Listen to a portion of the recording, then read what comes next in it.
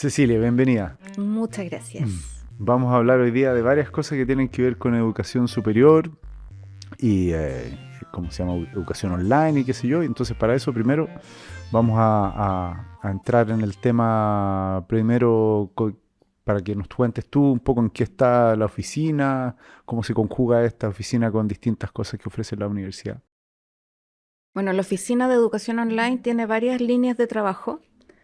Educación mediada por tecnología nos engloba porque no es solo online o 100% online. Administramos varias plataformas. Administramos la plataforma U Abierta, donde tenemos cursos masivos, MOOC, de interés ciudadano, interés público, donde tenemos en general cursos variados con muchos usuarios, teorías feministas, vulnerabilidades, migraciones, de ese tipo de cursos. Administramos la plataforma EOL, donde tenemos cursos de pregrado, posgrado y educación continua. Esa plataforma, si bien por detrás en términos tecnológicos es la misma, está orientada a cursos pequeños, entonces tiene hartas herramientas que están adaptadas a cursos pequeños, seguimiento de estudiantes, etc. Claro, y estos son conducentes digamos, a títulos, a diplomas, Sí, etcétera. Entonces sí, el control puede ser entregan, más claro, tenemos mucho más fuerte controlado, claro. el acceso es con la cuenta pasaporte, Claro. con Mi Util, entonces tenemos control de quién entró, cuándo entró, los root, la entrega de certificados es mucho más acotado. Claro. Y los otros, para tenerlo claro, ¿cierto? Los otros están abiertos, yo puedo entrar Abierto, cualquier persona y ya. uabierta.uchile.cl, de hecho uabierta.cl también te deriva a la misma plataforma, te creas una cuenta, cualquier persona se crea una cuenta, hace un curso y si lo aprueba y le interesa puede pagar por un certificado un monto, si no me equivoco son 10.000 pesos, es un monto súper razonable por un certificado, pero el contenido está abierto y gratuito de Claro, todas formas. se entiende. Y además, no solo las plataformas, sino que como oficina también nos preocupamos de formación docente, de estar apoyando a los profesores en la creación de cursos, metodologías pedagógicas, desde el uso de la plataforma hasta cómo manejar la estructura del sílabus, cómo convertirlo, qué objetos de aprendizaje usar o cómo evaluar. Claro, porque no es lo mismo.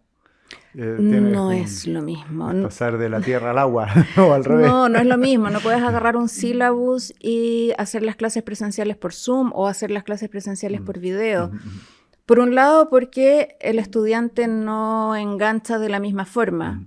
Entonces tienes que tener variedad de tipos de objetos, desde texto, audiovisual, interactivo, distintas variedades para que el alumno no se aburra y enganche. Pero además porque las plataformas te permiten monitoreos bastante detallados del acceso de los estudiantes. Entonces, si tienes solo un video largo, te pierdes todo el detalle de si el alumno pasó, recorrió, si volvió a visitar lo mismo que ya había antes. Puedes tener evaluaciones formativas, entonces vas orientando la autonomía del estudiante, desarrollarla para que vayan mejorando su autorregulación. Al principio los regulas más y después los vas soltando a lo largo de los cursos. Eso lo habíamos visto también como área en otras discusiones, seminarios internos que hemos tenido acá en la facultad y externos a los que hemos ido, congresos también, de cómo está este medio online, ¿cierto? Que se basa fuertemente en video, ¿cierto? Y en general, digamos, material asincrónico, ¿cierto? Que la persona puede tomar a su tiempo, ¿no? Genera muchos datos, ¿cierto? Y esa data es muy interesante para poder tomar decisiones desde uno como profe o como institución. Y entiendo que hay un congreso en el que tú participas regularmente, que probablemente de estas cosas aparecen bastante. Tengo ganas de ir, todavía no puedo coincidir en la agenda. Si nos cuentas un poco más de EduTIC, ¿cierto? EduTIC es una organización no gubernamental que tiene por objetivo hacer redes de personas trabajando en tecnología y educación superior. Es muy interesante porque efectivamente cumple su misión. Yo he generado vínculos con distintas universidades, hasta he hecho amigas de otras universidades que están en lo mismo. Uno conoce gente de toda Latinoamérica. El congreso lo hacen online una vez al año, pero también hacen 3 versiones presenciales en Santiago, en Lima y en Colombia. Creo que es en Bogotá. Y es una instancia muy rica para conocer qué está pasando en las otras universidades, en los otros países. Te das cuenta de cómo lo están abordando, de que los problemas que tienes tú para, no sé, formar profesores, para incentivar el uso de tecnología, son más o menos los mismos. Te das cuenta que a veces uno cree que está súper atrás y en verdad no está tan atrás. o hay ideas que no se te habían ocurrido. Es muy, muy interesante. Le recomiendo a los profesores participar. En general tenemos siempre entradas para entregar a gente de la universidad, como participamos nosotros hace mucho tiempo. Entonces, cuando aparece, si quieren nos mandan un mail y podemos conseguir entradas para que puedan participar. Fantástico. Y ahí supongo, bueno, no sé, corrígeme si me equivoco, todavía no voy, así que estoy especulando. También hay como otro tema que es interesante ponerlo sobre la mesa, pienso yo.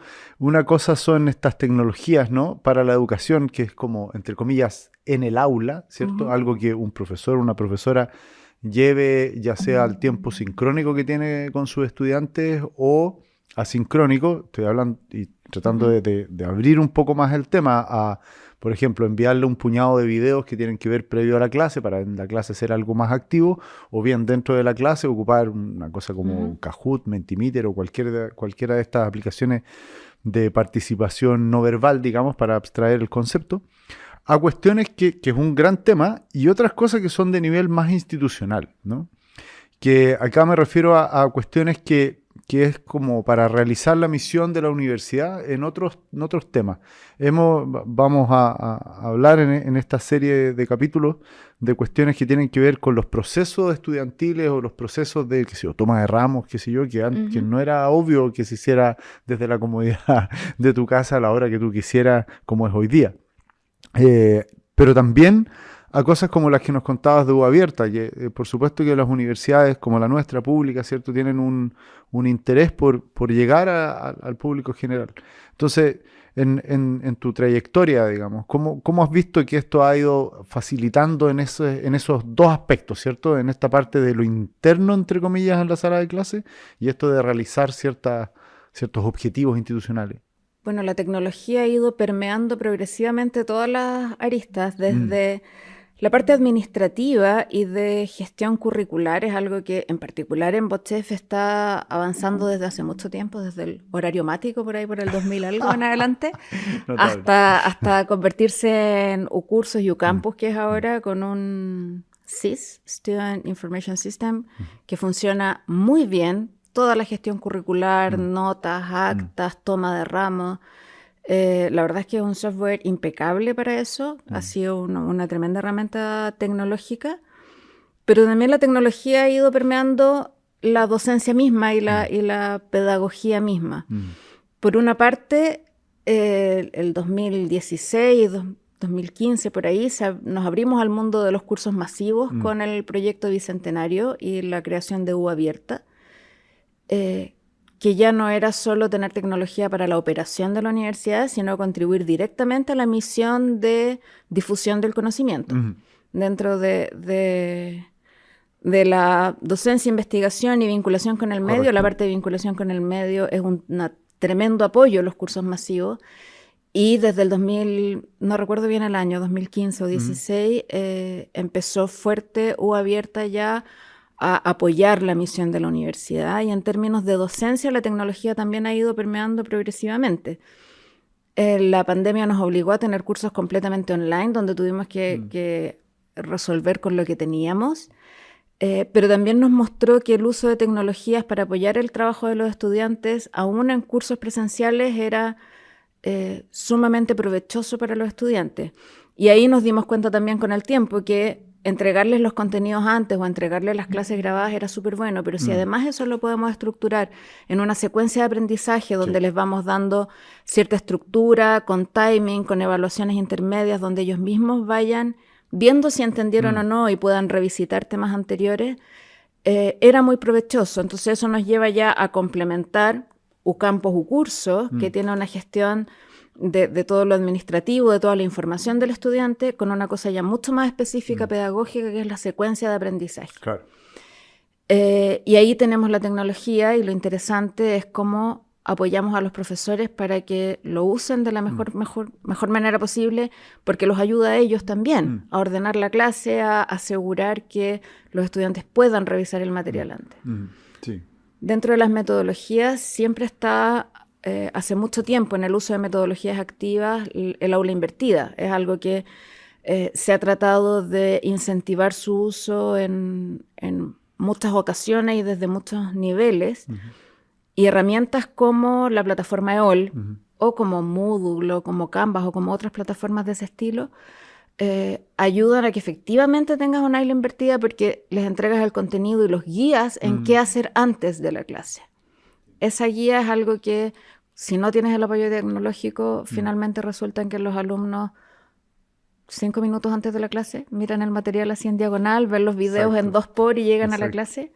Sí. En eso hay varias, a ver, hay dos cosas que quiero poner ahora sobre la mesa, que vamos a ver cómo las combinamos. Uno, que las tecnologías nacen de una cierta forma y en el tiempo se van reconfigurando porque nosotros, usuarias, ¿cierto? Vamos moviendo esa intención original que tenían las tecnologías y van cambiando. Me recuerdo que era todo un tema hace algunos, no tan pocos años atrás, ¿cierto?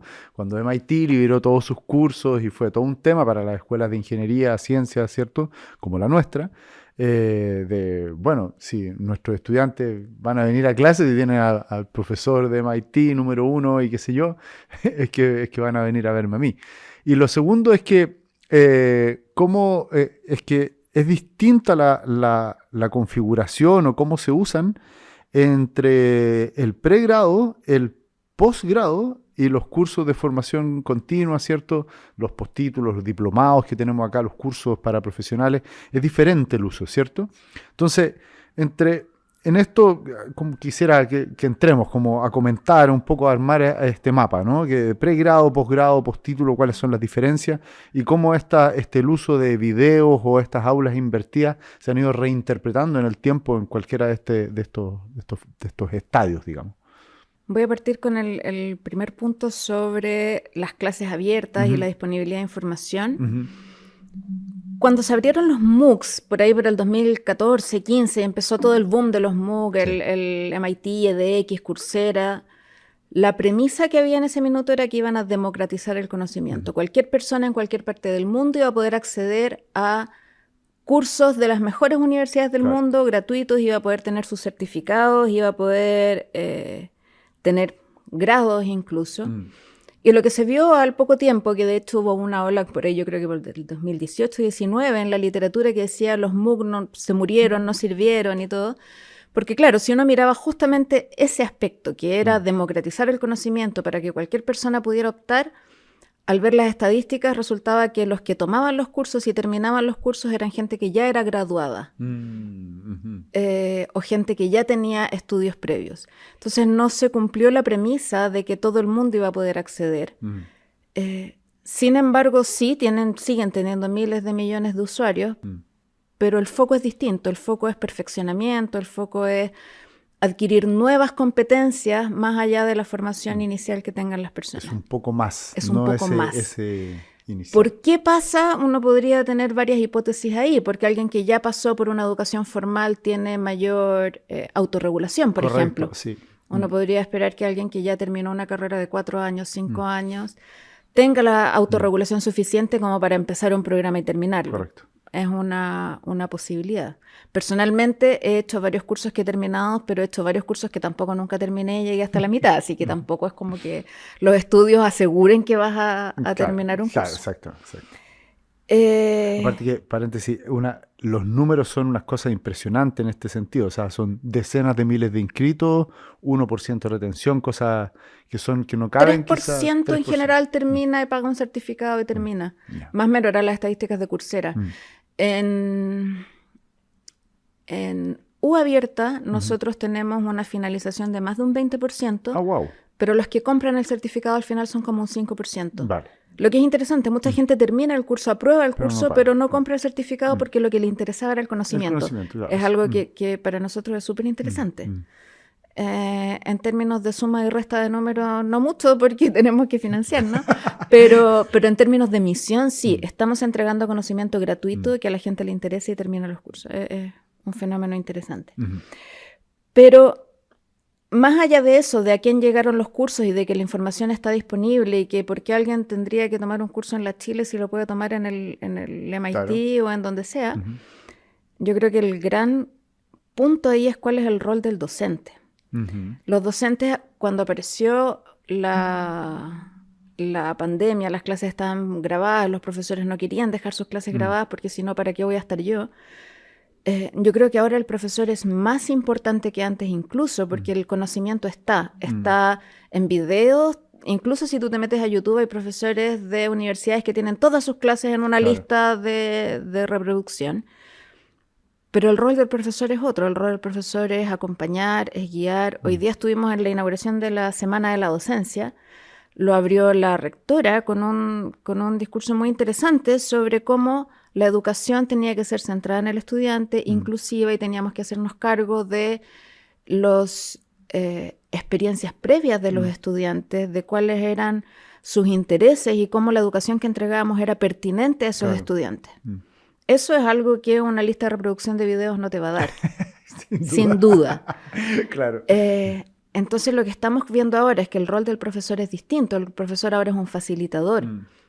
El contenido que entrega el profesor en una clase expositiva podría estar en un video, podría estar en un libro, podría estar en YouTube. Lo que necesitas es que el profesor guíe al estudiante y haga que logre que le haga sentido al estudiante lo que está aprendiendo. ¿Para qué le va a servir? Que le entregue la flexibilidad necesaria para definir sus propias rutas de aprendizaje según sus intereses. Sí, ese rol es interesante porque creo yo que esta es una reflexión que hemos tenido particularmente en la oficina, ¿no?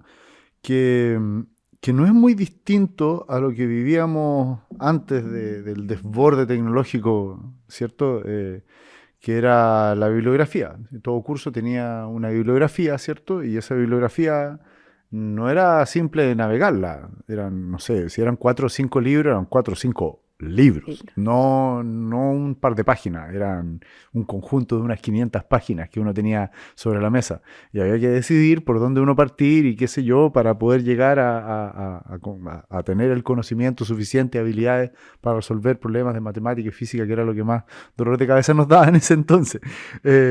Y claro, nuestros profesores, profesoras, lo que hacían era decirnos, bueno, vaya acá, esto es lo importante, tome de este libro, este capítulo, y qué sé yo, y íbamos navegando un poco eso, ¿sí? Hoy día es distinto, pero no tanto, en el sentido que ya no son 4 o 5 libros, sino que son terabytes de información que la podemos tener en el teléfono, y no necesitamos ir a la biblioteca. Y quizás la sensación de estar perdidos y perdidas de nuestros estudiantes es mucho mayor, porque es un océano, no es una piscina, ¿sí? Sí, pero hay una cosa interesante, porque podrían sentirse más perdidos, sin embargo se sienten más confiados porque aprendieron del video que vieron. Ah, interesante. Entonces, no, ya lo sé, yo aprendí, uno lo ve con los chicos más chicos en el colegio, pero ¿para qué? Si ya lo sé, vi un video y me quedó clarísimo. Claro. Pero no hay ninguna capacidad de análisis, que es lo que tenemos que entrenar y que de nuevo volvemos al rol del profesor, Claro. no solo guiarlos en el aprendizaje, sino enseñarles a depurar la información que reciben, cuestionar las fuentes. Claro. Es algo que estamos viendo con la inteligencia artificial todo el día. Sí. El alumno tiene que saber que lo que le entrega la inteligencia artificial no es necesariamente cierto. Y tiene que ser capaz de cuestionarlo, de ir a las fuentes, de buscar, de cotejar esa información con otra. Y es un desafío de los profesores también, sobre todo en los primeros años, acompañar a los estudiantes. No solo que no se sientan perdidos, yo encuentro que sentirse perdido en el mal de información es menos malo que sentirse confiado porque vi 2 videos y aprendí. Está buena esa reflexión, sí. Sí, entonces es importante cómo van cambiando los roles de facilitador. Sí, hay una discusión bien fuerte en ciertas redes de la facultad sobre bueno, en algunas redes y también de pasillo, en los cafés de aquí, en las cafeterías de la facultad, que tiene que ver con el rol. Básicamente he visto, y esto se está configurando todo el tiempo, por supuesto, unas opiniones que para mi gusto son las más progresistas, por decirlo de alguna forma, es decir, que con las inteligencias artificiales y con la vasta cantidad de información que hay hoy día, podemos como profesores pedirle niveles superiores a nuestros estudiantes.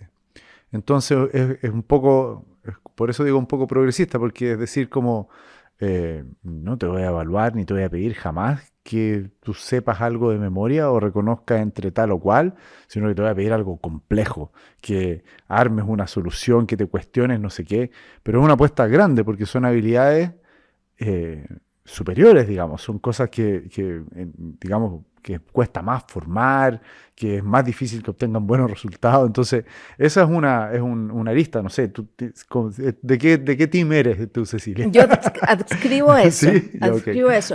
Pero tiene que ver con que si yo le pido al estudiante que haga algo que podría hacer ChatGPT o cualquier otra inteligencia artificial, cuando salga de la universidad, lo que es capaz de hacer, el del lado lo va a hacer más rápido y mejor. Porque vamos a ir ya no en la versión 4, en la versión 8. Claro. Entonces yo necesito, es parte de mi responsabilidad enseñarle cosas que le vayan a servir en su vida profesional. Y lo que va a necesitar en la vida profesional para diferenciarse de los otros posibles compañeros o la gente que esté postulando al mismo trabajo, va a ser hacer algo por sobre eso. Claro. Entonces, claro, es un trabajo progresivo. Tengo que partir despacio, tengo que partir en primer año, tengo que partir enseñándoles desde el principio cómo se usa, en qué se equivoca. Los profesores tienen que hacer un uso intensivo de todas las herramientas que cuentan los estudiantes, porque si no, no tienen cómo saber cómo sacarles mejor partido. Pero adscribo a eso, que esto nos permite llegar más rápido a las discusiones de fondo. Cuando yo recibo un informe de un alumno, yo espero que no tenga ningún error de ortografía, porque para eso Word lo corrige. Claro, cero. Ahora ChatGPT 3.5 es gratis, el 4 es pagado. Yo espero que liberen después el 5 y el 4 sea gratis. Sucesivamente, claro. Sucesivamente, por lo tanto, yo esperaría que un documento no venga mal redactado, porque pueden hacer su documento y después revisar la redacción y corroborarlo. Incluso en inglés está Grammarly, que te corrige las oraciones y todo. Entonces, yo esperaría que sean herramientas que los alumnos usen, porque ya no voy a corregirlos porque viene mal redactado. Estamos en la universidad, yo no esperaría tener que corregirle a un alumno: redactaste mal, no te entiendo, llévalo de vuelta y entrégamelo de nuevo bien hecho. Yo esperaría revisar el fondo. Entonces, adscribo a que tenemos que pedirles cosas más complejas ahora. Y para eso nosotros tenemos como profesores que ser capaces de usarlo y de saber qué es lo que nos entrega una inteligencia artificial o qué es lo que nos entrega un software cualquiera, para ver cómo les pido sobre eso a los estudiantes. Súper. Devolvámonos un poquito, porque hubo un par de cosas que quedaron ahí que quisiera profundizar. Cuando hablamos de aprendizaje online, estas plataformas como EOL y otras, ¿cierto? EOL la conozco bien porque aparece en nuestros cursos arriba y la usamos, ¿sí? No es solamente un repositorio de videos, ¿sí? Eso es para que lo entienda todos quienes y todas quienes nos escuchan. Y entonces, tú hablaste ya de maneras de verificar cuánto están viendo del video, qué sé yo, etcétera. Y esas herramientas se combinan son como parte del repertorio de herramientas que un profesor o una profesora podría tener para llevarla al curso. Cuéntanos un poco de esas herramientas, las principales, por ejemplo, las que tú crees que son insignes, que hoy día un profesor o una profesora podría llevar a su sala de clase. Mira, la primera pregunta que siempre me hacen, siempre. ¿Por qué tengo que usar EOL y no cursos? ¿O por qué son distintos? Claro. Porque EOL está diseñado para acompañar el proceso de aprendizaje del estudiante. Y es absolutamente complementario a cursos. Hay un par de funcionalidades que son similares, pero son complementarios. Cursos te entrega un montón de información del estudiante, lo vincula con los ramos, con los otros ramos que tienen. Tiene información que nosotros en EOL no tenemos. Nosotros tenemos la conducta del estudiante con el curso, pero cursos te entrega también la edad que tienen los estudiantes, de dónde vienen, sus trayectorias, son súper complementarios. ¿Y qué es lo que te ofrece EOL, que no te ofrece curso, o que también te ofrecen las otras plataformas LMS, Moodle, Canvas, pero EOL en particular funciona muy bien? Es que tú puedes estructurar los contenidos en una secuencia y tú puedes monitorear cómo el estudiante recorre la secuencia y puedes ir liberando por contenidos. Entonces no tienes un repositorio de videos o una carpeta con todo el material docente, sino que tienes una secuencia donde vas intercalando distintos tipos de contenido para que el estudiante recorra con una lógica que tú diseñaste como profesor. Esa lógica tú puedes creer que es súper buena y cuando evalúas al final del curso te das cuenta que los alumnos en verdad se saltaban una parte o volvían antes, y te sirve de input también para refinar eso. Pero el gran core es que tienes la secuencia de aprendizaje donde estructuras los contenidos, y para los contenidos tienes muchas herramientas distintas. Tienes herramientas con objetos de aprendizaje, donde puedes tener desde un video, una presentación interactiva que puedes hacer con Genially, por ejemplo, que nosotros tenemos licencias para entregar a los profesores. Puedes hacer PowerPoint, documentos compartidos, subir PDF, hacer algunas evaluaciones distintas, desde quizzes con preguntas de alternativas, selección múltiple, preguntas abiertas, evaluación entre pares, subir archivos, notas manuales cuando quieres poner notas por asistencia o por presentación, puedes subir las notas manuales. Y todo eso se va estructurando en la secuencia. Tú vas viendo cómo el estudiante evoluciona dentro de los ramos. Y tienes, las de evaluación, y tienes también de interacción y comunicación. Esas no están tan desarrolladas en este minuto. En general las colaboraciones las hacemos más por fuera, trabajan en Google Docs, compartidos, etc. Lo que sí tenemos son foros, y a diferencia de los foros de cursos, que suelen ser más administrativos, los foros los usamos como herramienta pedagógica, entonces están también dentro del contenido. Claro, están muy asociados a entonces, claro, en la unidad 5, donde estás viendo un tema, ven un video, revisan un material y después discuten en un foro. Y ese foro, para el profesor, puede ir a evaluarlo después y ver, la persona participó 5 veces, y lo abres y las 5 veces fue que posteó, que comentó, qué artículo, qué post comentó. Entonces puedes ver, filtrarlo después por estudiante y ver cuál fue el comportamiento por estudiante y poner una nota, por ejemplo, por la participación. Comprendo. Súper, excelente. Bueno, y para ir cerrando, tengo 2 preguntas. Una primera. Un consejo que tú le darías a un profesor o una profesora que está, nuestro semestre parte la próxima semana, que el capítulo no va a salir antes de la próxima semana en estos tiempos, todavía no va a salir un poco tarde, pero para cuando nos vean, ¿cierto? ¿Qué consejo les darías a un profesor con respecto a incorporar tecnología en sus cursos? 2 consejos. 2, vale. El primero es que averigüen y usen las herramientas que hay disponibles. Las herramientas que podría usar un estudiante. Cuando piensan el estudiante podría hacer trampa porque podría usar un software para resolverlo, pruébenlo y vean qué hace el software y vean dónde se equivoca, porque el estudiante lo va a usar y lo tiene, y tratar de prohibirlo es mala idea, porque es mucho mejor aceptarlo, declararlo y que lo usen. Incluso si quieres usar una inteligencia artificial generativa para hacer tu informe, ok, pero el informe tiene que ir con un anexo que declare qué lo usaste, qué prompt usaste para obtener la respuesta, qué analizaste, por ejemplo. Ok, úsalo para hacer el ensayo, pero necesito que me entregues además un anexo que diga cómo lo usaste, qué corregiste, dónde encontraste los errores. Ese es uno de los consejos. El otro consejo es que se metan a eol.chile.cl con su cuenta pasaporte, porque hay cursos abiertos para profesores.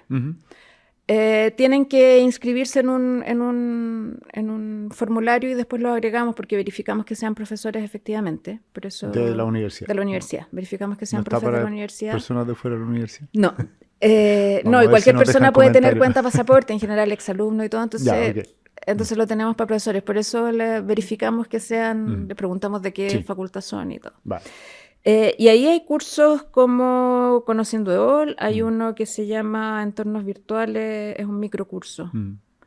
Educación Mediada por Tecnología y Entornos Virtuales, no recuerdo bien cómo se llama. Pero hay varios cursos que están abiertos para los profesores. Claro. Y en esos cursos pueden ver, uno, que cómo EOL estructura la información por partes. Entonces pueden tener una idea de cómo funciona la plataforma para hacerse una idea de cómo podrían aplicarlo. Incluso no estoy pensando en que hagan un curso online, simplemente en que su mismo curso puedan complementarlo con poner los contenidos en esta estructura. Claro. Creo que varios hacemos. Sí, tenemos una experiencia súper notable, es el curso de Economía de Plan Común. Lo dictan varios profesores, lo diseñaron inicialmente para ser online cuando todavía no cabíamos, estábamos en el 2019, todavía no había estallido social y estaban haciendo el diseño del curso. Y ahora que volvimos a la presencialidad, lo que hicieron sigue siendo presencial, pero es solo una cátedra a la semana, no 2. Y como el contenido ya está en la plataforma y tienen fechas de entregas previas, efectivamente hacen aula invertida y las clases ya tienen otra significación. Perfecto. No voy a una clase expositiva, sino que voy a hacer preguntas, voy a discutir, voy a revisar análisis de casos. Y ese cambio puede ser muy productivo, puede ayudar mucho a los profesores. Fantástico. Excelente. Eso. Bien, pues, entonces para el cierre final, Cecilia, siempre hacemos una pregunta a los y las invitadas. No sé si vienes preparada. Algunos vienen preparados, otros no. La pregunta es, lo primero que aparezca en tu cabeza sin pensarlo mucho, ¿cuál es, para ti, la función docente? Facilitar el aprendizaje del estudiante desde la mirada del estudiante, desde dónde viene, qué es lo que quiere, cuáles son sus intereses, y desde ahí facilitar el aprendizaje. Creo que los profesores universitarios se parecen mucho a los profesores de primer ciclo básico o incluso párvulo. Porque ¿sí? he estado mirando porque nosotros entrevistamos para contratar diseñadores instruccionales, por ejemplo, hacer cursos de formación para los docentes. Y lo que necesitas son metodologías activas, necesitas que los estudiantes se motiven con cosas que les hagan sentido, que no es tan distinto a tener chicos que son dispersos, que no tienen mucha capacidad de concentración y que necesitas que lo que les enseñan les haga sentido. Correcto, sí. Entonces, no es tan distinto. Está bueno. Pero eso, Buenísimo. Facilitar el aprendizaje desde el estudiante en el centro. Fantástico. Gracias, Cecilia. Gracias por la invitación. Escuchaste Función Docente, podcast del área para el aprendizaje de Ingeniería y Ciencias A2 y C y la Escuela de Ingeniería y Ciencias de la Facultad de Ciencias Físicas y Matemáticas de la Universidad de Chile. Escúchanos en Spotify y YouTube. Encuéntranos como Función Docente. Recuerda seguirnos en nuestras redes sociales, Instagram, Facebook y Twitter. Encuéntranos como @escuela de pregrado_FCFM.